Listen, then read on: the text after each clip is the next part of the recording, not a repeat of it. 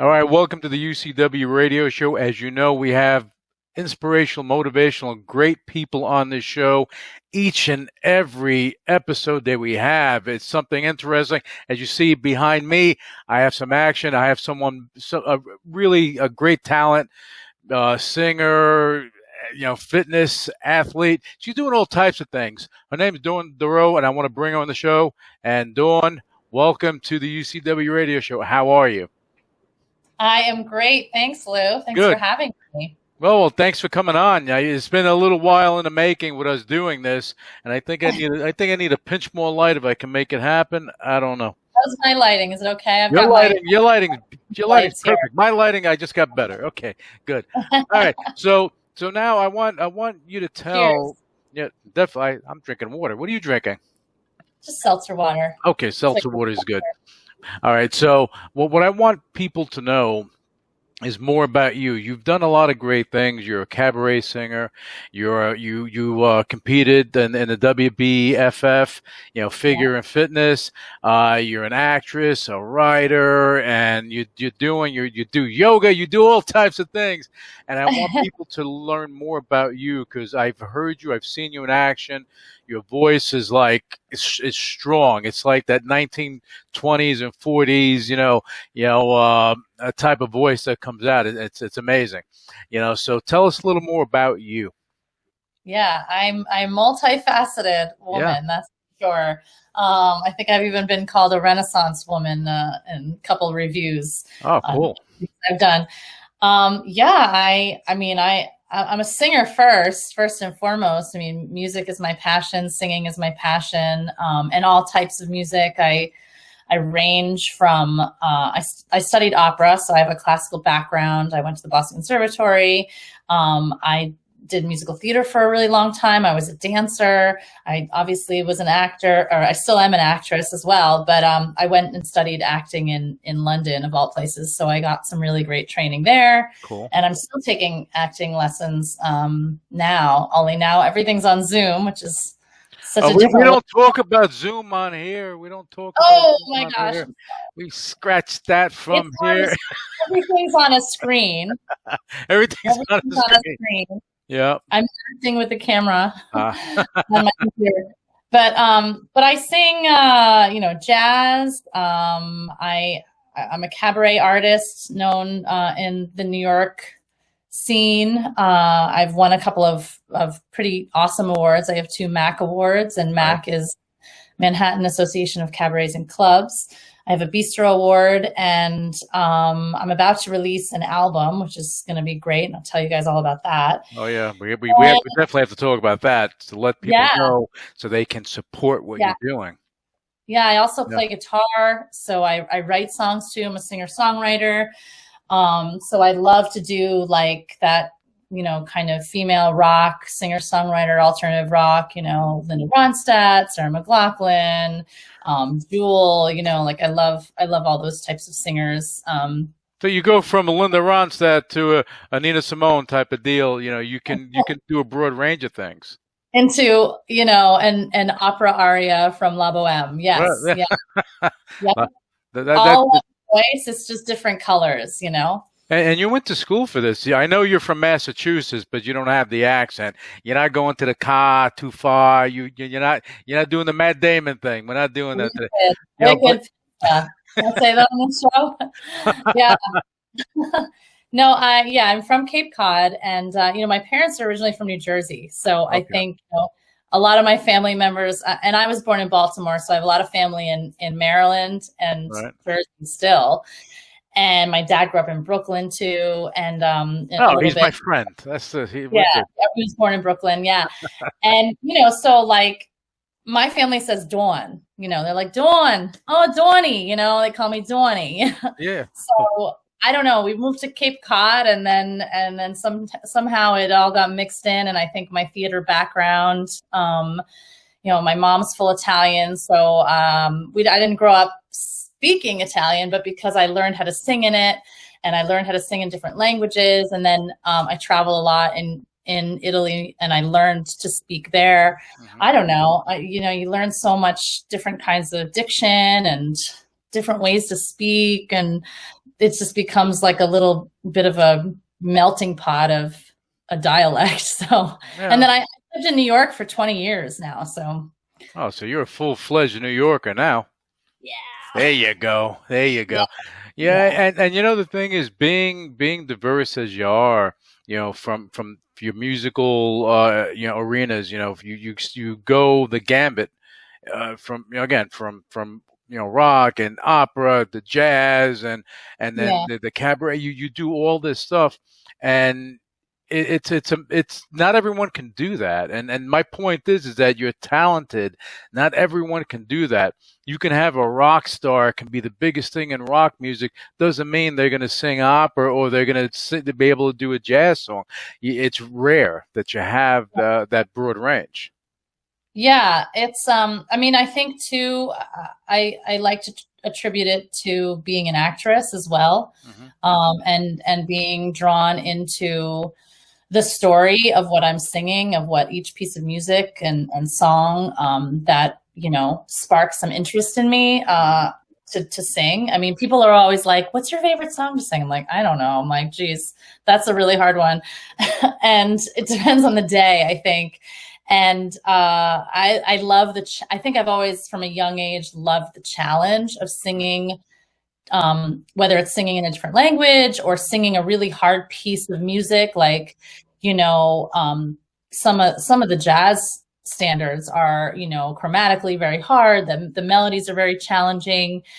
And I really do. I love to learn. I love to challenge myself as a musician. I love to work with really, really good musicians, whether they are voice teachers or music directors, producers.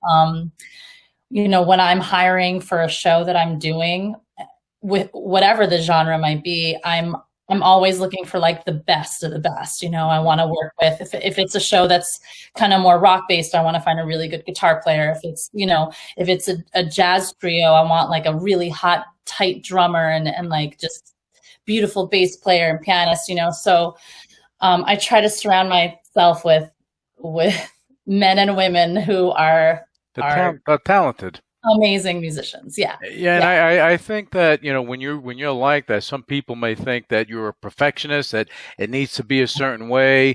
I think in music, what you hear, and it's funny because you can hear something that I can't, and whenever I speak to musicians, they can hear something that another musician is doing. They know when something's slightly off. And this is what when you're bringing these people together to put together your background, who's going to fit and who doesn't. So it must be hard for them to, get through your gates, because I can see it now. It's a whole process. Well, they carry me, right? I mean, right. It's like they elevate me, they carry me, and then together we kind of all rise. It's like a plane taking off. You have to have your pilot, your co-pilot, your crew. You got to have them all so that you can have a nice, smooth flight throughout a show or whatever it is. And I think too, my personality, I've always been very confident from a very young age. I've always been a goofball and, loved to pose. So I think that came naturally for me to be on stage and to embrace, putting on different costumes and just being an authentic performer, whether I'm playing just myself and just getting up and telling a story, from me, from my heart, or whether I'm playing a character in a musical or an opera, or even a play, so it's fun. I think I love to describe it as, like, when I sing, I use all the colors of my voice, and I like that description. I like that. Yeah, it goes with my background. I love that background. I love it, and we're going to talk about that background later. Let me ask you. You're being involved in cabaret, being an actor, and doing this stuff. I mean, the situation with the pandemic and with everything shutting down, has that put a big did it push you back a little bit with your performances? I would imagine it did a little bit. It definitely deflates you in a way. I mean, I've talked to a lot of my fellow musicians and singers, you know, who are kind of in the same boat as I am, whether they had like a great run of shows that were totally booked out all year and pulled, you know, the rug was pulled out from under them in terms of their bookings, or they have an album they're about to release. And it was like, I had this momentum going. And now it's like just deflated. And Deflategate, that's what we can call it. I think hey, he has 7 rings. We can't talk too much about him. I know. My dad's a huge fan, so I'm not a big football fan, but okay. You know, I'm a fan from my dad. But I think that deflating feeling, like, you know, what's comforting, and I know that's not really the right word, but is that we're all going through it. You know, it's not just like one person's like, oh, that girl, she just lost all her gigs. Damn, you know, we all lost our gigs. You know, right. We all, like, none of us can perform the way we did. And I think some have been able to get creative. I think I've been one of those people. I've definitely filled my time. I'm not a slow mover. I am a mover and a shaker and a hustler. So I was like, okay, got to stay inside. Great. I can work on my website. Great. I can like get more YouTube followers. Great. I can, you know, work on my brand. I can, you know, I mean, the list of things that I had already. And also the album that's coming out. I mean, that was one of the things. I mean, we lost one of our recording dates. We started on February 20th, actually, right. Last year. Went into the studio like, yay. And then the second date was supposed to be March 20th. Was something like that. I can't remember. It doesn't matter. Everything began. And so it was the 29th. It was supposed to be. And I remember my musicians like, hey, Dawn, like, I just lost all my gigs for like the next year in 2 days. Are you going to keep your recording date? Because it was it was me and my trio, my producer, the engineer, my partner, John, my boyfriend, you know, it was just going to be us. So I thought, that's a small group. Like, that's fine, you know, right? And I was trying to hold on to it. And I remember writing to my bass player and my drummer, Daniel Glass, my drummer, and Tom Hubbard's my bass player. And they were like, hey, Dawn, do you think that we can still do it? And I was like, yeah, guys, no problem. And then my music director and my producer, you know, are a little older, and they were like, you know, they were concerned, like most people were. And they were like, yeah, no, we can't, we can't do it. So we pushed it back to September. So we did finish it in September, okay. At least our parts, at least what we had to record. So, you know, things like that. You know, I released White Christmas, which was the first kind of single of the CD. And I was able to, because I had footage from the recording date, I just reached out to my videographer and said, hey, let's just put together a really cool kind of like vintage looking, you know, travel through time back to 1941 White Christmas video. And it did really well. I was really proud that we were able to get it out as quickly as we did around the holidays. So. Well, you're fortunate, because a lot of people couldn't get back to performing. Still to this day, you know, a lot of performers, especially on Broadway, you know, the Broadway's not even open up yet, you know, so, you know, all these workers, they're different than if you're an actor on a film or on a TV set. You know, they work job by job, you know, so night by night. If they don't work, they don't get paid. You know, so all of that has been a big snowball of things, and hopefully, you know, they start opening up somewhat. You know, I would think that they would do virtual things, at least get something out.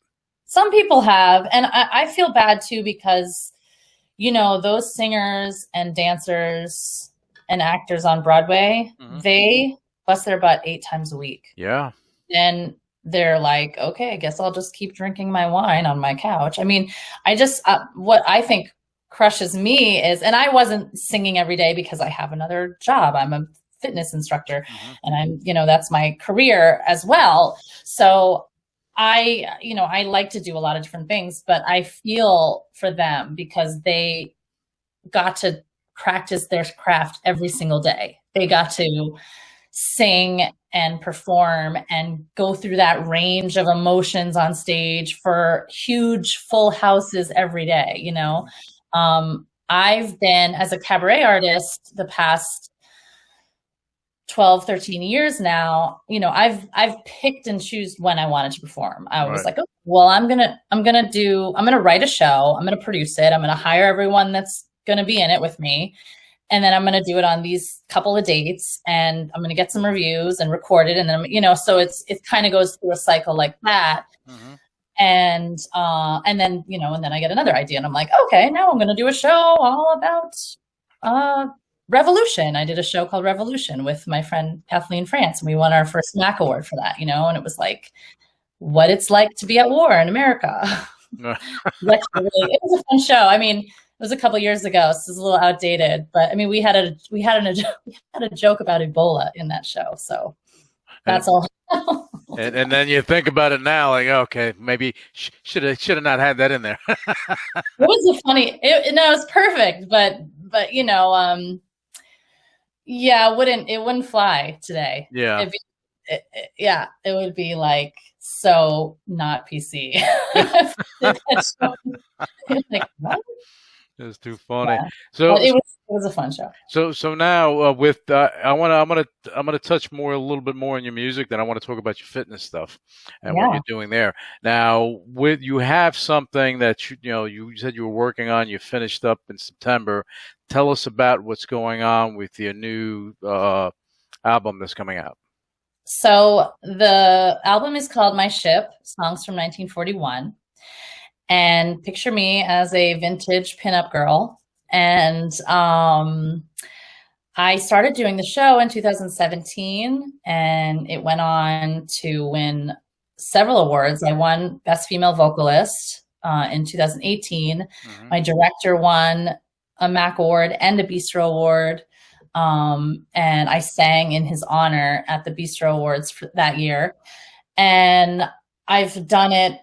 It started on the Cape. I've done it in New York. I've done it in Baltimore, Connecticut, wherever they want me, I'm there. I'll do it. It's a great show, and it kind of explores what it was like to be a woman in 1941, whether she was a housewife, whether her husband had just left for the war, whether she was a saloon singer, you know, a jazz singer back then, or Rosie the Riveter, you know, that was just right when the Rosie the Riveters were starting out, and women were being asked to work in the factories. And there's so much great music from that year. It's ridiculous. So you've got At Last, Boogie Woogie Bugle Boy, Blues in the Night, Lover Man, Oh Where Can You Be, Skylark.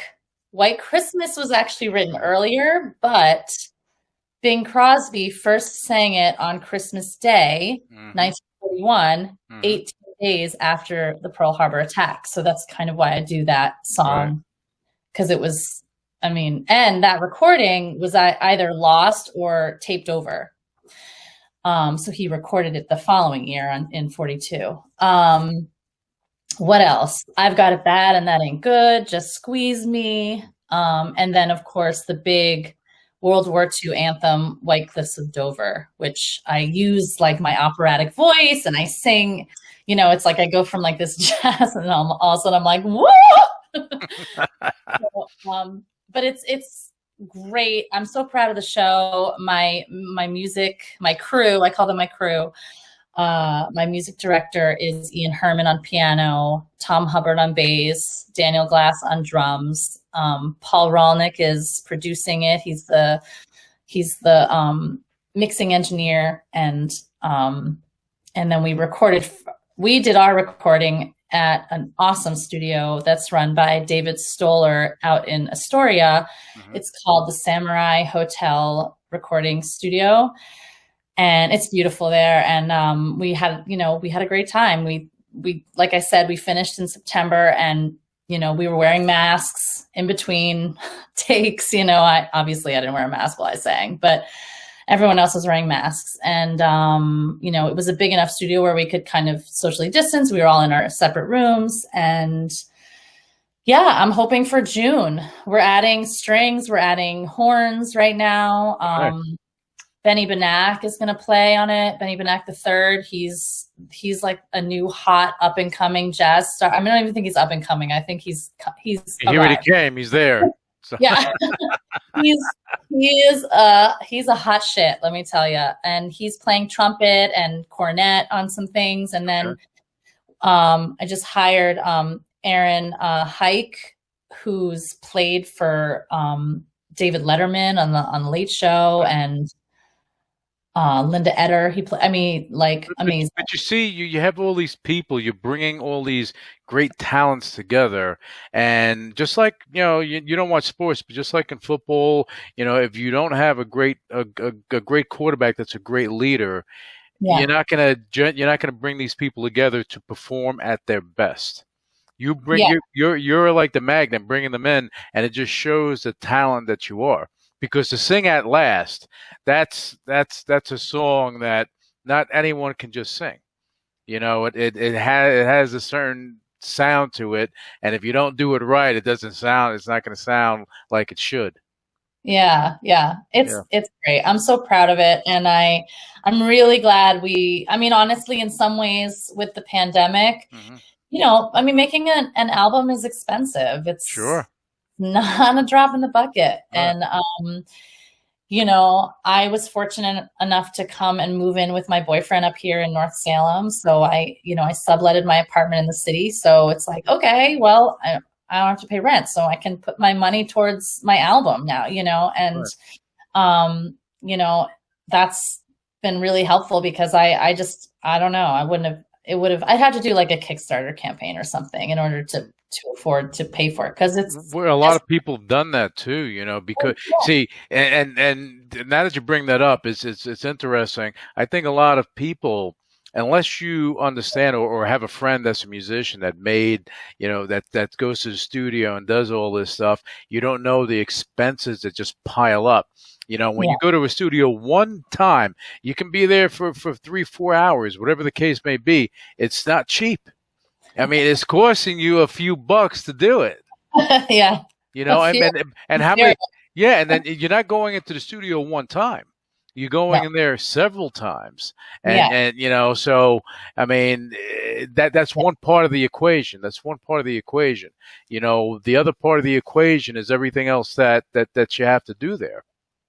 Yeah, I mean, my producer Paul Rolnick, he says, look, you already with just the trio, you already have a beautiful album, and now we're going to go back in and add strings and horns. And as he says, he's like, this is an album that will carry you for the next 30 years. I mean, it's epic. Once you have it, it's going to keep going. It doesn't matter what age I am. I can keep doing this music. I can keep celebrating it. And the cool thing about this year is it's 80 years ago. I mean, I was like, it's like New Year's, and I'm like, wait a minute, 2021, 1941. Oh, that's cool. Yeah. No, that and the thing is that era to me was a magical time. I mean, I love that era. It was a magical time, and the women's movement, and and I have to say this because during that time when you had the war going on, the women, they carried everything on they weren't fighting. They were fighting behind the scenes. Making sure that uniforms, weapons, all this stuff was getting out there, doing the collections and doing whatever they needed to do to keep things moving in the right direction. And then you had some that were on the front lines as nurses, and even warriors on the front line. So I like bringing that up because it's important. Yeah. Who just got married, who didn't even know if they were going to see their husbands again or the father of their children. And it's cool. And I definitely, I mean, it's interesting because like we were talking about before, I come from all these different musical backgrounds. Mm-hmm. And I mean, 1941 kind of fell in my lap. I was hired to do a show in Provincetown for the Cabaret Fest in 2017. And at the time, I was listening to Anita O'Day's version of My Ship. Like, this was obviously couple months before. And it was just kind of on repeat. I was just, I was like, my ship has sails that are made of silk. I'm like, oh, this song's so gorgeous. I love it. Mm-hmm. And I love Anita O'Day. I think she's probably one of my favorite jazz singers to listen to. And she's just incredible. And I thought I was hired to do this show, and the theme was the 40s.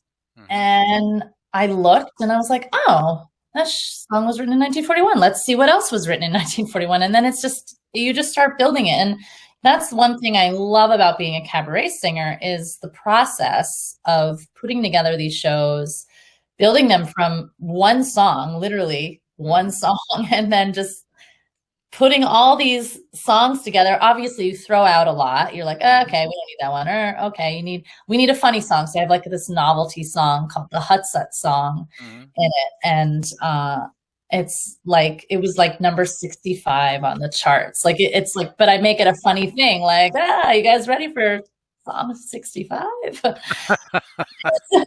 But it was like this big novelty song. And, you got to have some funny stuff. Dumbo was the movie of the year from Disney. And then you find out all these really cool and interesting facts. And do you share that with people when you go on stage? You share these fun facts? That's the whole show. Like, that's my in-between pattern. I mean, like, right. For example, the Moscow Mule was invented in 1941.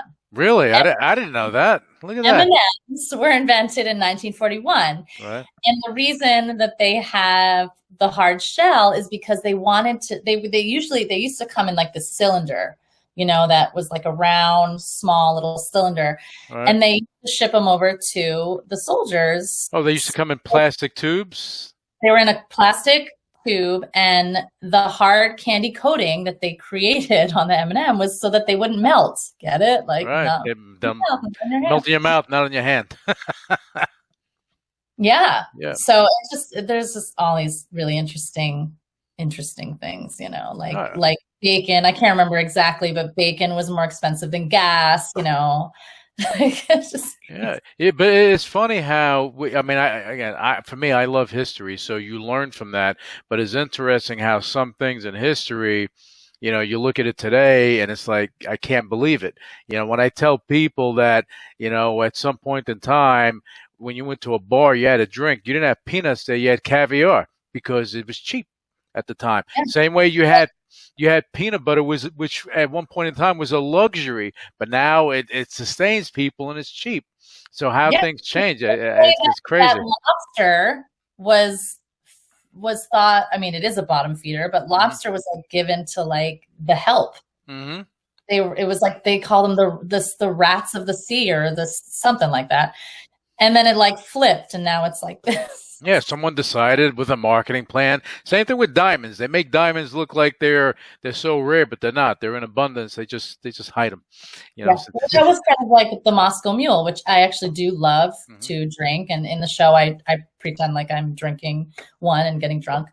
And then I go into a really, really fun version of Chattanooga Choo Choo, which was also from that year. And I'm hoping that's going to be my first single. The Chattanooga Choo Choo? Yeah, it's really fun. We do it kind of funky. I make it like it's all like sexual innuendos. It's kind of like, it's like my way of objectifying the man. Okay. giving back, Lou, just all those times I'm just teasing, but, it's really fun. And like you said, like with the expenses, I really want to do a music video, and that's one that I really want to do. Like, I have this whole vision of pinup girls and dancers. Like, I was a dancer, so I think it'd be really fun to do a video. So well, I tell you this much, and anyone that's listening to this, if you have people that are listening to the show and watching the show, you have so many talents that are even in school, and they need projects like this. Okay, and they're really good at what they do, and they're innovative. And they like doing disruptive things, and they like being creative. Yeah. Maybe one of these people will step up and maybe want to work with you and bring your expenses down way low. That'd be great. Yeah. I think it's be really fun. I'm actually They're planting that seed for you out there, planting it. So I have my eye on a Broadway choreographer, so I actually have a conversation with him tomorrow. So hopefully it goes well. Well, he better go well. Tell him it better go well. So yeah. So now I mean, with the music, we talked about this, off camera, as we were gearing up to the show. You did other shows, you performed and everything. This is not what we're doing here. If you want to, you can, but I want more so to tell your story of because you're again multifaceted. You have a lot of things going on. Music is one part of it. Music is one part of it, and we're going to get back to your music in a second. I want to talk about your acting. I want to talk about your writing. I want to hear about that.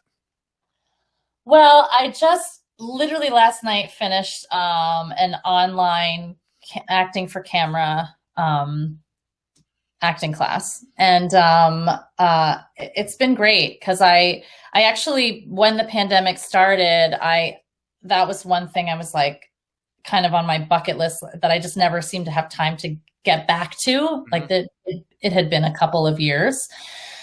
And I went on to the website for T. Schreiber Studio, and I was like, you know what, I'm going to sign up for an acting class. And it's been so great. I just have to, my next goal is to create an acting reel so that I can submit myself for TV and film. Right. And gotta get the sizzle. The sizzle. Yes. So now I have a ton of scenes that I've worked on. Last night I actually did a scene from As Good as It Gets, and I did the Helen Hunt part. Okay. And so it's really been fun to work in that way. And I think for me, because I came from more of a theater background in terms of acting, we're very big and loud and gestury, and everything has to be played to the huge audience or the stage or to the fourth wall, as we say. And with TV and film, it's all real small, it's like no movement, and they want to see you think. And so it's been really cool. And also even the tone of my voice, like not only because I'm a singer, but I did group fitness for years. So projecting is not my problem. I have, my boyfriend, I'm like, good thing you love me because I'm loud. And that's, I come from a loud Italian family. And at least he'll know you're coming. He'll know you're coming. When you're coming into a room, he'll know. Yeah. So with on camera stuff, you have to really downplay that. So it's been cool. And my writing, I actually have some ideas to write, a script, but that's another thing that keeps getting pushed to the bottom of the list. Well, that's what happens. Life gets in the way, things happen, and you never have that time. And with this pandemic, everything that happened, it's good and bad. It's good because people that are creative were forced to be more creative, and all of a sudden, all this stuff starts flowing because you're not going to sit on your couch, as you mentioned, sit on your couch and drink wine and watch TV and hope for the best. You have to keep yourself active, because if you're not active, you're not creating. You feel like you're the Walking Dead, and you're not that type. No. And I agree with you. I think that I probably posted that a couple times on Instagram, like, don't forget to create, like, do something creative today, like, find some motivation. For me, I've always been a very motivated person, and inspired by other things and other people. And especially women too. Like I'm so inspired by other women, my fellow goddesses, I call them. And, I think that it's really important that we lift each other up, and that, there's just so much negativity and hate out there. Like, there's just no need for it. So there's so much of that, and there's so much good out there. And that's why I love highlighting good people that are doing great things, because they inspire. This is why I do this show. I do this show so I can highlight people like yourself and put you out there so people know your story. They know what you've done, how you're and what you're doing now, and how you're inspiring. Because and we're not talking about the inspiration part. People should know this. You're on social media, you're posting stuff, you're trying to motivate people as opposed to just pushing yourself. You're trying to get people to get moving, moving and do something. Yeah. And I mean, that one thing I think you've probably noticed is that, and I've done this for the past couple of months too, is trying to just make videos of different types of exercise or mobility. I mean, I still have a good, quite a few clients, and most of them moved online. Some of them I lost, and that's okay. They move on. That's fine.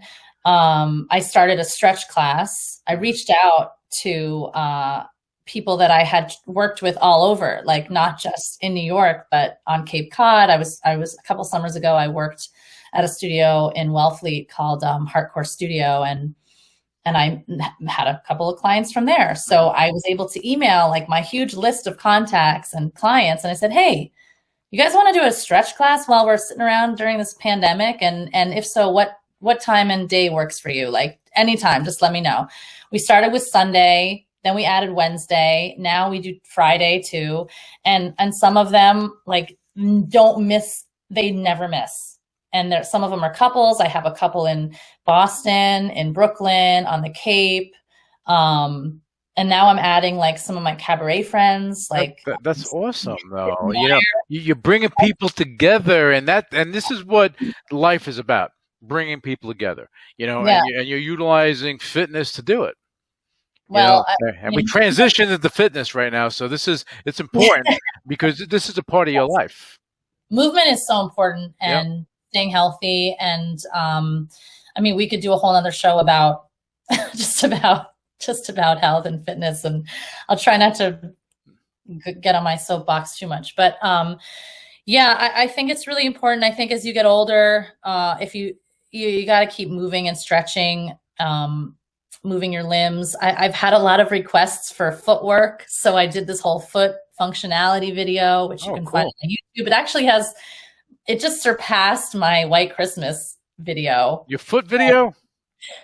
Yeah, it's really interesting because there's some of my music things that do better than my yoga things, and then like it's just interesting. And I think that one of my biggest goals when we went into lockdown was, okay, well, who am I and what's my brand and how am I putting that all together? And for so many years, if I had a nickel for every time someone said to me, like, you need to pick something, you need to pick one thing and focus on it. And I was like, no, I can't do that. And that was like, 10 years ago when people tell me this all the time, focus on one thing. I said, I can't. I'm doing this. I'm doing a million things. I can't focus on one thing.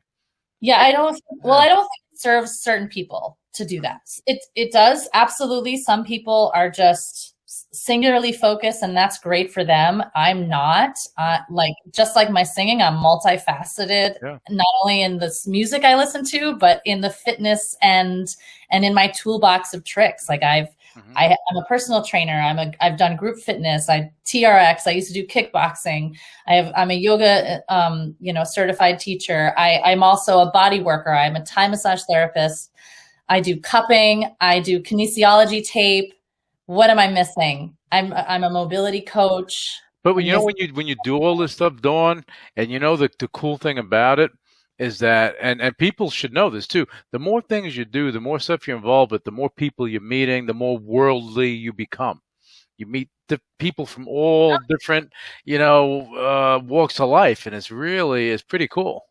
Well, I think for me, it's all umbrellaed under one slogan, and that's, I like to make people feel good. So if it's singing to them, I'm making them feel good. If it's stretching them or teaching them a yoga class or meditating with them, I'm making them feel good. Or if I'm giving them a massage, So for me, it's really all umbrellaed under that. Like, I'm just giving off my natural energy, my positive energy to to make people smile, feel good, feel positive,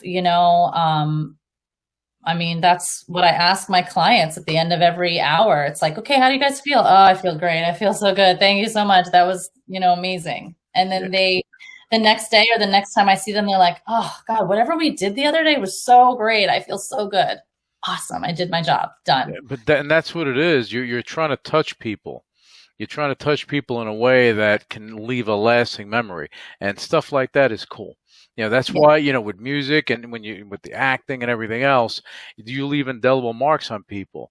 And not everyone can do that. You have a ton of actors out there, but how many can you say that really touched you, that really touched your soul? I mean, it's not, you can't say a lot have, but you're touching people in fitness and with your music and things like that, and I think it's really important for people to understand this. And I mean, this is what motivates and inspires people to want a little more out of their lives. And you're bringing that to the table for them. Yeah. It's like, it helps them get up in the morning. And I mean, it helps me get up in the morning. Well, hey, you and I mentioned this earlier in the show. You competed in the WBFF, right? I brought my picture to show you. Oh, I want to, let's take a look. Office because this was his gift, but he said I could borrow it. So let's see, how's that? Oh wait, I gotta go this way. Oh, look at that. We have to. Yeah. Look at that. And that was you competing. Oh, that's pretty cool. I gotta go this way. Oh yeah. So this was WBFF in 2015, and that costume was made for me. I wanted to be Aphrodite, and it's Diva Fitness. I did two. I did figure and I did Diva Fitness. I have my medals over there too, but.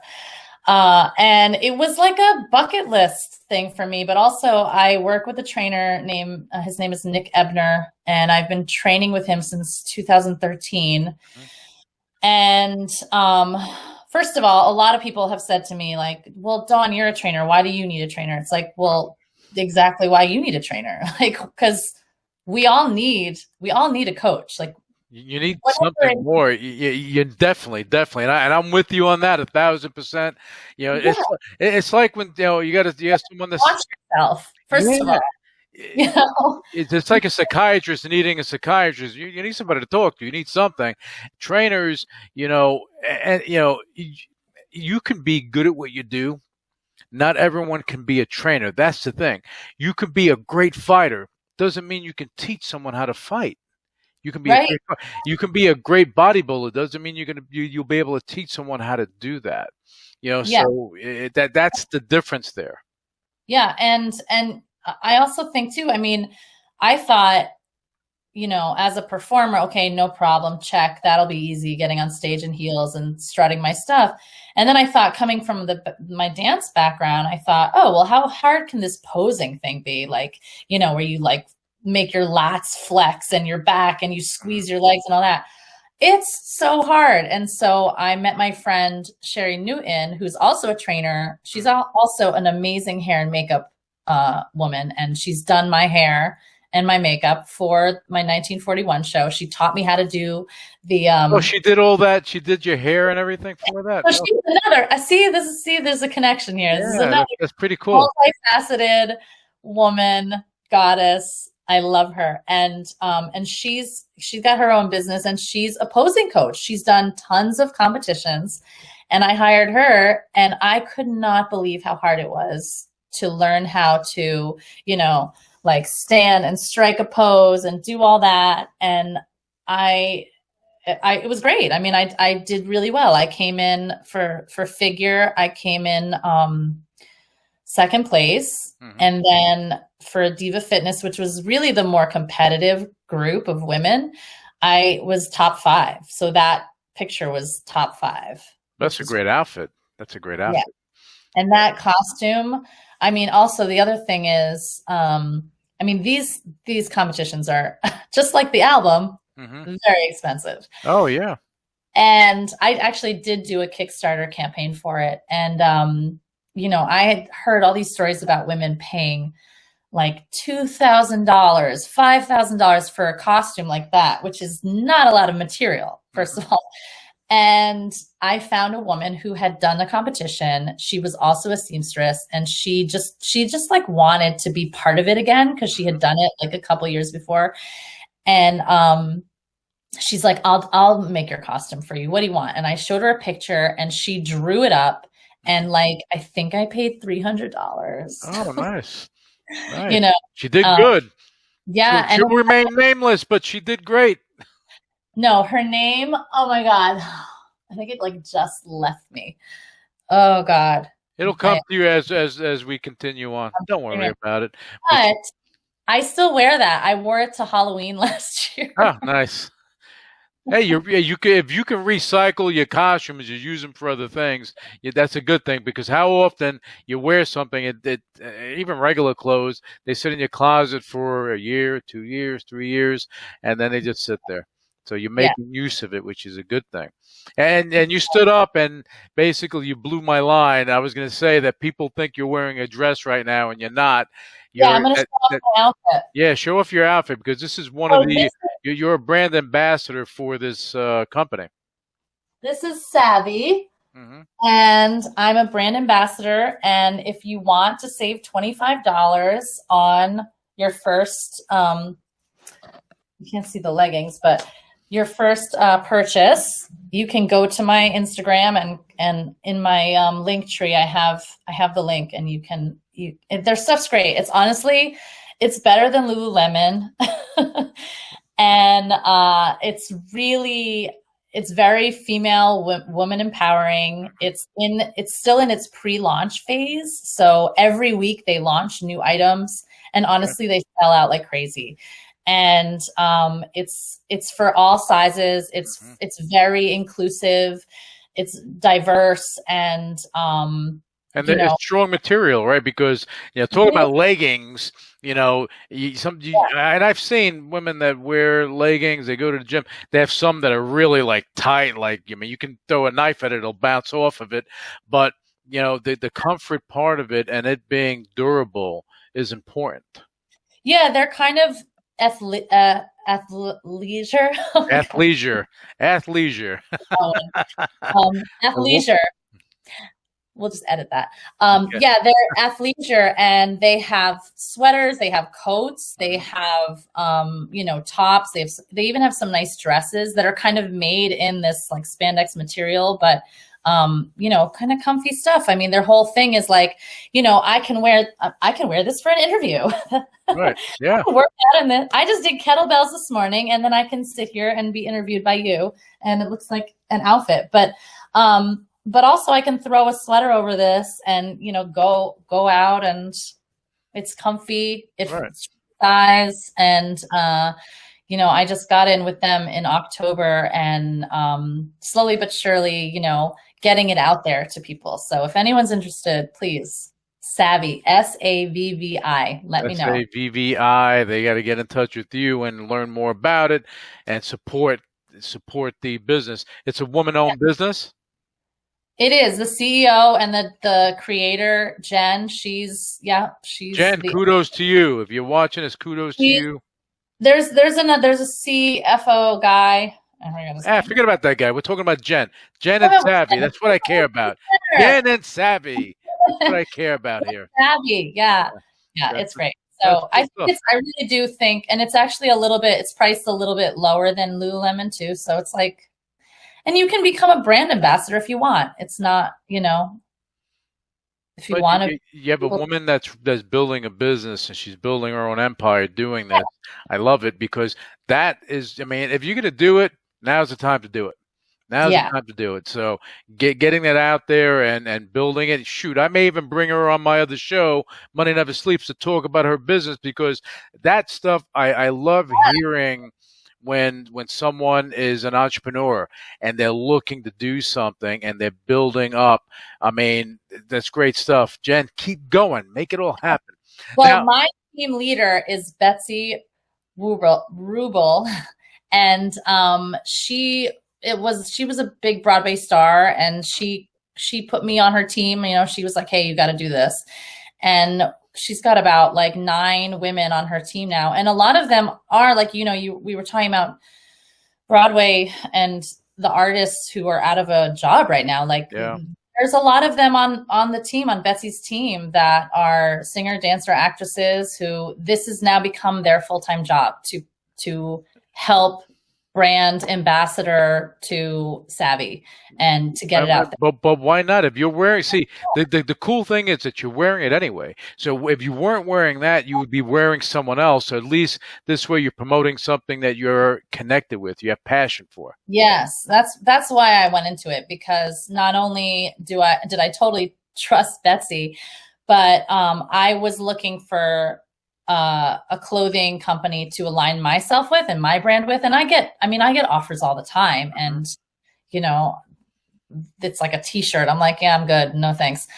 But, it's flattering to be, you know, people reaching out and messaging me and wanting me as part of their team. But this, because it's woman run and, very inclusive, and, you know, mothers, daughters, grandma. I mean, it's just all women. And I love that about it. And like you said, like I can wear it. I love it. And I can then promote it on my page, which is great. And I get a little cut, which is nice. So, which is good, man. There's nothing wrong with that. And now you use these outfits when you do yoga too, right? I do. The stretchability. That's what I was saying. I see some of these tights that you know women are wearing, and they can hardly move. They're like little robots. It's holding everything together, but they can't bend down. They don't have the flexibility. You know, they don't have the stretch that the material should have. Right. So that's why I said if it has that flexibility, it can stretch and is durable, then you're talking about a high quality product at a reasonable price. Yeah. So I just promoted Savvy. Jen, that's it. I don't even want to cut. There you go, Lou. I want to promote Jen. Get her out there. Huh? You too. You too can become a Savvy brand ambassador. Oh, I think you got that covered. Spandex is not my thing. Oh, the tights aren't my thing. Now, I left that a long time ago. I left that in the ring a long time ago. Don't do that now. There's some, I'm telling you though, you can wear it loose, you can wear it, you know, comfy, cozy, however you want. Not everyone likes things tight, you know. Yeah, that's true. That's part of the whole thing. Yeah. There was one thing that I wanted to do before we come to the closing, is that you have something next to you. Oh. And I want to see the puppy. Okay, hold on. I want to see the little baby. Hopefully she doesn't growl then. No. Oh, she'll growl, probably. Mary, come on. Come here, you have to say hi. Oh, sleepy doggy. Oh, look at that. This is Maddie. Look at you. This is Maddie Patootie. Oh, Maddie, look how beautiful you are. Check you out, Maddie. They superstar already. Look at that. Look at that face. Instagram page too. She has her own Instagram page? Yeah, it's Maddie the Terrier. Maddie the Terrier. The people got to follow that for sure. All right, so I'm gonna call you Dawny. You have you have your music coming out. When is that due to come out? That's coming out hopefully in June, and then I have another show which I didn't even mention. Oh, we got to talk about that. Get that stuff. Hold on. See, we get to see your flowers on your wall. Your flowers that you got for Valentine's Day, probably. That's too. right. Yes. Look at that. So I'm doing an Edie Gourmet show. Ah. And this was my flyer. Wait, I'm so confused. This is my flyer. That's me. Okay. There. That's me. Look at that. That's Edie Gourmet. This one's Edie Gourmet. That's Edie Gourmet. Oh my God, I'm so confused. Okay. Edie Gourmet's on the bottom. She's on your right or your left. Oh, why can't I do this? That's Edie Gourmet. Yeah, I see. That's Edie Gourmet, and then on your right you have her as well, and you're on your left, right? Right, wearing a wig, of course. I'm wearing a wig. Yeah. But that show was scheduled for March 14th last year. So, are you doing it now? I had to cancel it because of COVID, like literally the day before. So now I'm doing it. It's debuting on the Cape at the Center for the Arts on July 30th and July 31st. I might even do it in New York before that. I haven't figured that out yet. But the good news is about the summer is that things are starting to book up there on the Cape. And, you know, cross fingers that we can have, you know, full capacity at indoor events. You know, there's some of my gigs are outdoor up there, but which is good. You get a lot of people around. But when you're doing cabaret, it's more intimate as opposed to being in front of, you know, like if you have a rock star, got 20,000 people in the audience.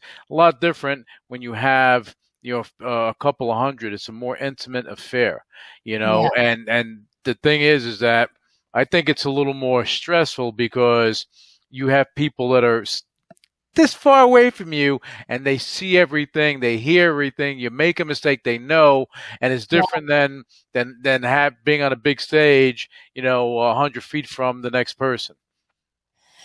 Yeah, it is. It's intimate theater. Another thing I can show you because I have it right here is I'm in this book. Oh, cool. So you want to sing cabaret? That's actually my director, Jeff Harner, on the cover. Nice. He's amazing. And I have a whole chapter in here about. That's a big book. Look at it. Yeah, it should be used for colleges. I hope it is. My dear friends, David Sabella and Sue Matsuki put it together, and I have an entire chapter, which is really cool. Kind of like the way you're talking with me.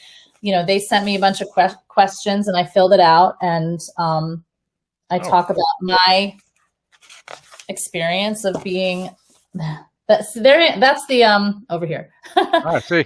That's the 1941 kind of look, right? Oh, cool. It's like Judy Garland almost.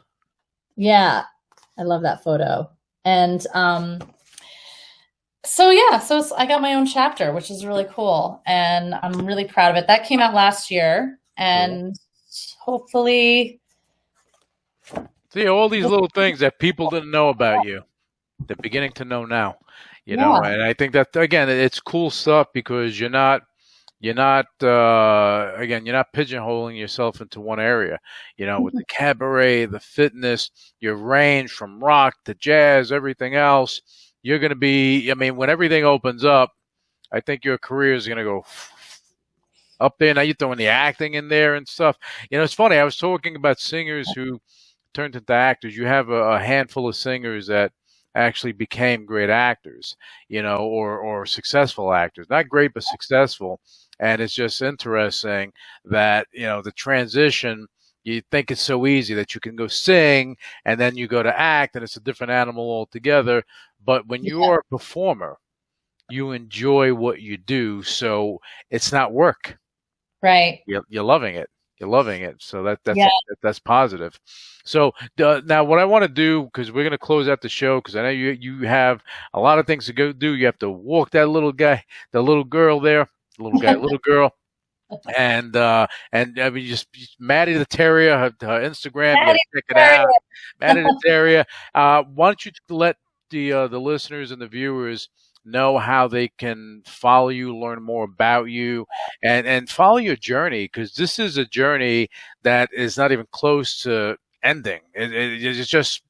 You have so much more to do, and I'm looking forward to seeing you rise up. It's going to be a beautiful thing. Thanks, Lou. You're welcome. There's a lot coming up. It is exciting and it's fun. It's just my name, Dawn Derow. You can find me on Facebook that way. I have 2 different Facebook pages, one essentially for my music, one kind of for personal stuff. Then I have Twitter, same thing, Dawn Derow, Instagram, same. And then my website is dawnderow.com. And then if you go to the contact page, you can sign up for my newsletter. Okay, cool. Also go to my YouTube channel and subscribe. And they can see the foot thing, your foot video. You can do yoga. You can learn how to make my turkey meatballs. You can learn how to make we didn't even talk about food. We didn't talk about food. This is why we have to bring you on again. We have to bring you on again. We're going to have a follow-up to this interview because there's more to you that I didn't know. And I mean, we would be on here for a long period of time. But I think the next time we bring you on is going to be fitness and food. And that's what we're going to focus on. That would be food. Yeah. And then maybe we'll bring a couple other people on. And you should have people write in questions too, about. That would be good. That would be good.